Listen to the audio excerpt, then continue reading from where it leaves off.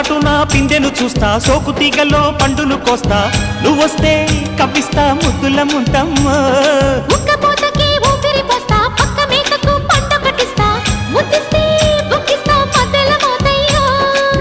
ఓలమ్మో పుకారులు షికారుగా రావమ్మో, ఎదలు ఏడెక్కిస్తే ఎట్టాబులమ్మో.